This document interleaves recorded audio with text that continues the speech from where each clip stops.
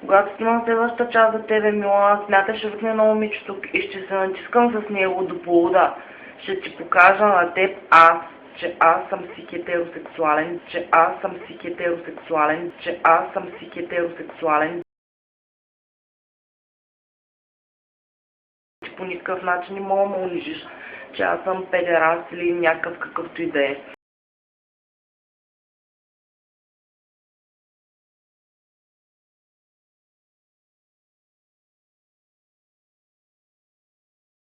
Здравей, Фенко! Как си, бе, педал?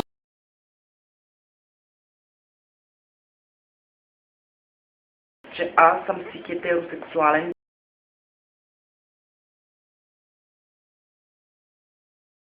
Че аз съм си хетеросексуален.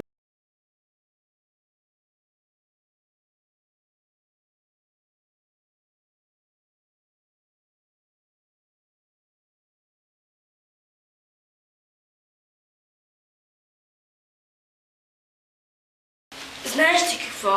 Ти си педерас. Русински при това. На всички потребители на VBOX искам да кажа, че супер много уважавам тия, които пишат лоши коментари, тези, които пишат лоши коментари за мен, изобщо не ми дреми, минава ми отдолу за вас, ще изтрия всички лоши коментари, изтрия ги. Хикса сложен за изтриване на коментари, не е случайно е сложен там. Само някой да каже нещо лошо за бля, ще снимате работа с мен, путки нещастни. На мен не ми харесва мнението ви за мен, на някои хора, и няма да оставя на моите клипове да има такова мнение. Зеклеви 666, много тъгушка, мила, мерси за цялата подкрепа, която ти ми дали. Бляха съм голям бузатели, муа.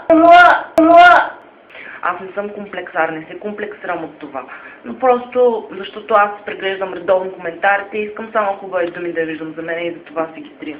Не се комплексирам, да ви е ясно това нещо. Другото, което е, един потребител имаше, беше писал, че аз, смолк, бля, секслейди 666 и още там другите, които са били, сме завъртяли интрига с администраторите на сайта за по-голямо посещение. Слушай какво, Льофман, аз изобщо не познавам администраторите на сайта. Администраторите на сайта са от София, а аз съм от Русе. Няма абсолютно никаква връзка с тях.